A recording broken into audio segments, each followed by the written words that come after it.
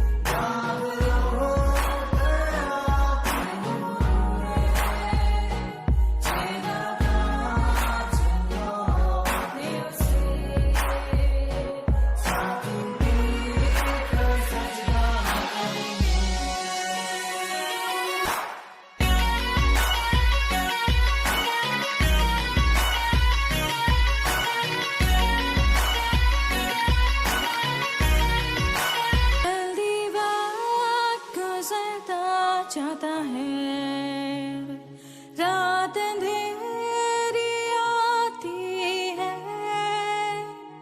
तौबा कर दरवाजा होगा बंद, कुछ ना होगा वे पछताने से, तौबा कर दरवाजा होगा बंद, कुछ ना होगा वे पछताने से।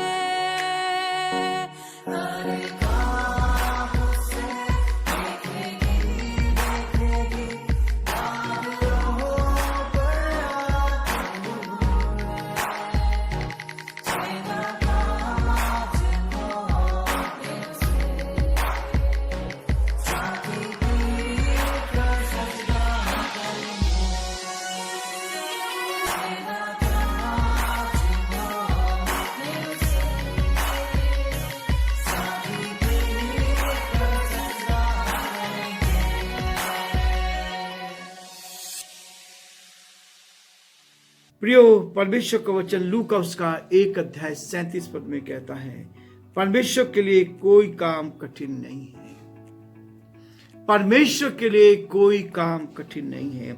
यीशु के देहधारण का उद्देश्य था, परमेश्वर का उद्देश्य था कि परमेश्वर आपके जीवन पर अपनी आशीष दे।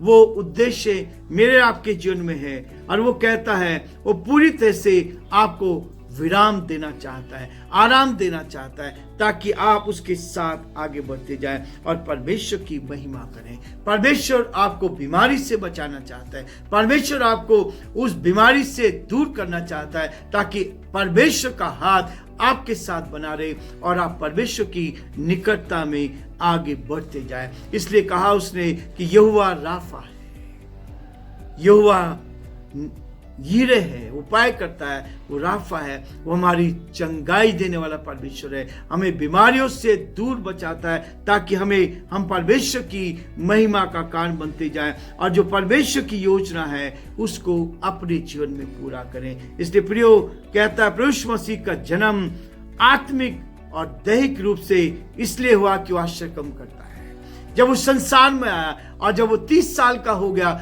तो उसने परमेश्वर की महिमा के लिए बड़े काम करने शुरू किए। उसने बीमारों को चंगा करना शुरू किया, रोगियों को शुद्ध किया, कोढ़ियों के जीवन में बड़े काम किए, अंधों को आंखें दी और जो मृतक थे उनको जीवन दिया।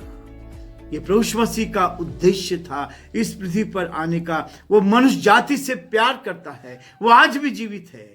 और जब इस संसार के लोगों ने उसको क्रूस के ऊपर चढ़ा दिया, लेकिन प्रभु का धन्यवाद करते हैं, वो 30 दिन मृतकों में से जीवित हो उठा। आज उसकी कब्र खाली है। मैं बार बार इस बात को कहता हूं, पिछले वर्ष परमेश्वर ने मुझे और मेरी पत्नी को अवसर दिया कि हम उस स्थान पर जा सके, इज़राइल को देख कर आए, उस स्थान को जहां यीशु मसीह की कब्र है, उस कब्र को देखा कि वो खाली है।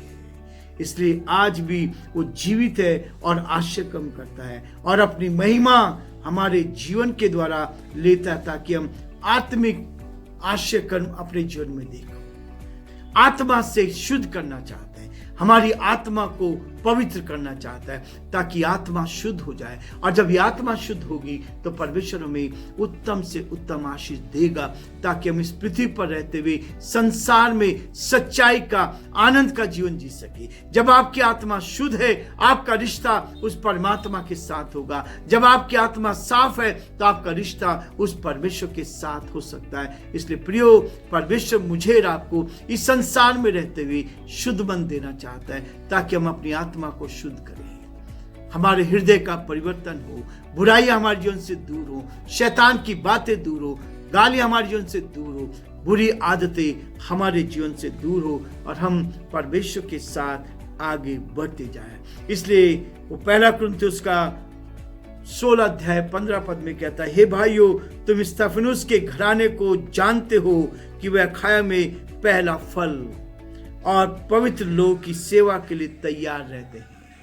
पवित्रता का जीवन देने के लिए प्रभु संसार में आया। मुझे आपको पवित्र जीवन देना चाहता है, मुझे आपको अपनी निकटता में रखना चाहता है, मुझे आपको अपने प्रेम का एहसास कराना चाहता है, ताकि हम प्रभु के साथ उस पवित्रता का जीवन जी सके। अखाया में जब पौलुस गया तो वहां पर ये स्तिफनुस नाम का व्यक्ति परमेश्वर के चरणों में आया, प्रभु को जाना और उसके बाद उसने पवित्र लोगों की सेवा करना शुरू किया। प्रियो, संसार में जब हम एक दूसरे की सेवा करते हैं, एक दूसरे की मदद करते हैं, एक दूसरे के साथ हम बैठते हैं, तब परमेश्वर हमें उत्तम से उत्तम आशीष देकर अपनी महिमा के लिए प्रयोग करना चाहता है। और वो चाहता है कि हम पवित्र बने और न केवल पवित्र बने, अपने हृदय को धोकर शुद्ध करें, अपने आप को प्रभु की निकटता में रखें। और प्रभु यीशु मसीह इसीलिए इस संसार में आया कि वो मुझे और आपको चंगाई तो दे, पर हमारे शरीर को शुद्ध और पवित्र करें। उसकी उपस्थिति में चंगाई का अनुभव करते हैं हम। जब आप यीशु के साथ चलते हैं तो उसकी उपस्थिति में चंगाई का एहसास करते हैं। हमारा प्रभु हमें चंगाई देकर अपनी महिमा के लिए इस्तेमाल करता जाता है, ताकि आप उसकी महिमा करें। इसलिए कहता है, वो 16 पद में कहता है, इसलिए मैं तुमसे विनती करता हूं कि ऐसों के अधीन रहो, और हर एक के जो इस काम में परिश्रम और सहकर्मी है उनकी मदद करो।